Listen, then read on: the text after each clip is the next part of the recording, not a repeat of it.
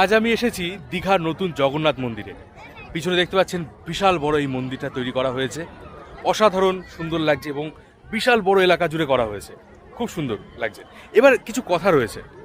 অনেকে বলেন যে এই মন্দিরটা মমতা ব্যানার্জি তৈরি করেছেন, তাই তারা এই মন্দিরে আসবেন না।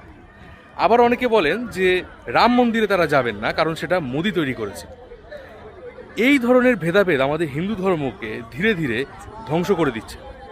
কোনো পাড়ায় পুজো হচ্ছে, কীর্তন হচ্ছে, অন্য পাড়ার লোকজন যাবে না সেখানে, কারণ সেই মানুষটার সাথে বা লোকটার সাথে তার ঝামেলা রয়েছে। কোনো গুরুর একজন উপাস্য হলে অন্য গুরুর ভক্তদের তারা ভালো নজরে দেখেন না। আবার ধরুন কেউ কালীর সেবা করেন বা কালীর পুজো করেন, তারা আবার কৃষ্ণের পুজো করেন না।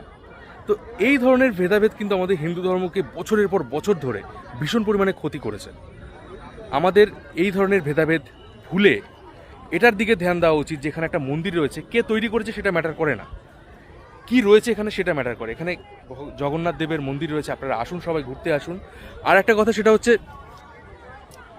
আপনি যদি ইতিহাস ঘেঁটে দেখেন, আমি ইতিহাস নিয়ে অনেক পড়াশুনো করেছি, রিসার্চ করেছি, অনেক ভিডিও বানিয়েছি।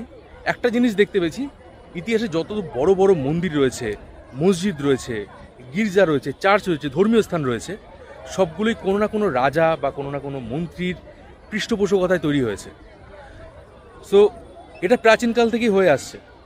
আপনারা এটা কে বানিয়েছে মন্দির, তার থেকে বেশি ইম্পর্টেন্স হচ্ছে গিয়ে মন্দির এখানে রয়েছে, আপনারা আসুন, ভেদাভেদ করবেন না, জাতিগত পার্থক্য রাখবেন না, কোনো মতবাদের উপর পার্থক্য রাখবেন না। সবাই একটা জিনিস মনে প্রাণে বিশ্বাস করুন যে আপনি হিন্দু এবং এখানে আপনার মন্দির রয়েছে।